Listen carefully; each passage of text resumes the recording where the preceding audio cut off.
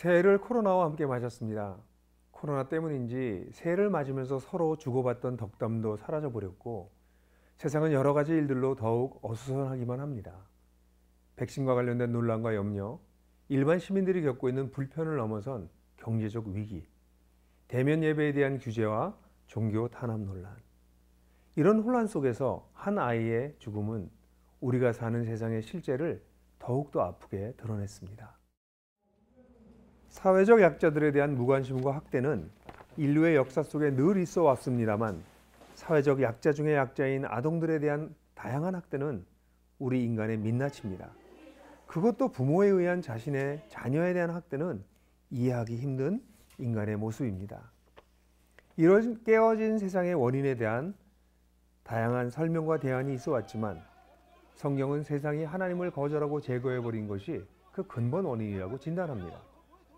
성경의 하나님은 하나님을 제거하고 이기심과 탐욕으로 깨어진 세상을 심판하고 세상을 제자리로 돌려놓는 회복을 위해 메시아이신 예수를 보내셨습니다. 이 세상에 오신 예수는 놀랍게도 자신이 그 심판을 대신 받으시고 세상 회복의 길을 여십니다.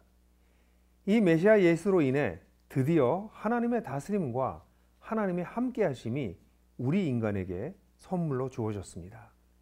하나님 나라가 시작된 것입니다. 깨어지고 상한 세상을 향한 하나님의 해결책은 예수께서 시작하신 하나님 나라였습니다. 하나님의 이 사랑 깊은 해결책을 전인격적으로 받아들인 사람들은 하나님을 제거해버린 듯한 세상 속에서 하나님의 다스림과 하나님의 함께하심을 누립니다. 시작된 하나님 나라를 살아내는 것이지요. 이 축복받은 사람들의 공동체가 바로 교회입니다. 하나님 나라는 세상 회복을 향한 하나님의 계획이었고 교회는 이 거대한 계획의 첫 수혜자요.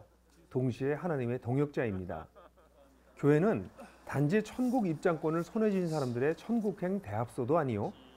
이 깨어지고 부조리한 세상 속에서 자신의 복락을 비는 곳도 결코 아닙니다. 교회는 하나님 나라로 초대되어 이 깨어진 세상을 회복하는 하나님과 함께 일하는 사람들, 그들의 공동체입니다.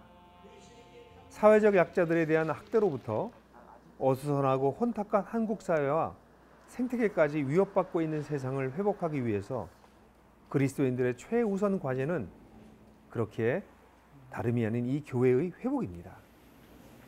세상과 별반 다르지 않은 가치관을 추구하며 세속적 가치관을 종교적 언어와 상징으로 둔갑시킨 교회는 우리가 살고 있는 사회의 회복은커녕 깨어짐을 부채질합니다. 세상의 한 부분이 된 교회는 세상을 더욱 어지럽게 할 뿐입니다. 코로나와 함께 시작하여 세상의 여전한 혼란스러움과 아픔이 끊이지 않을 2021년. 그리스도인들이 우선 염려해야 할 것은 세상이 아니라 오히려 교회입니다. 그것도 다른 교회가 아니라 내가 속한 교회입니다. 내가 속한 교회가 교회답지 못한데 사회와 세상에 대하여 비판할 자격이 우리에게 있을까요? 나의 교회 회복을 위하여 머리와 무릎을 맞대야 할 때입니다. 성경이 가르치는 하나님 나라를 드러내는 교회에 대해 다시 꿈꾸어야 합니다.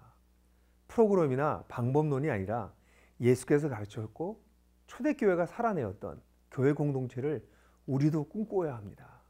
꿈이 선명해지면 그 꿈을 따르지 않을 수 없습니다. 진리는 우리를 이끌어가는 강한 힘을 가졌기 때문입니다.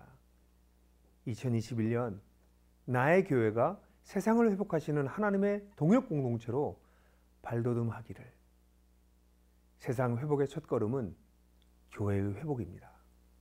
CBS 논평이었습니다.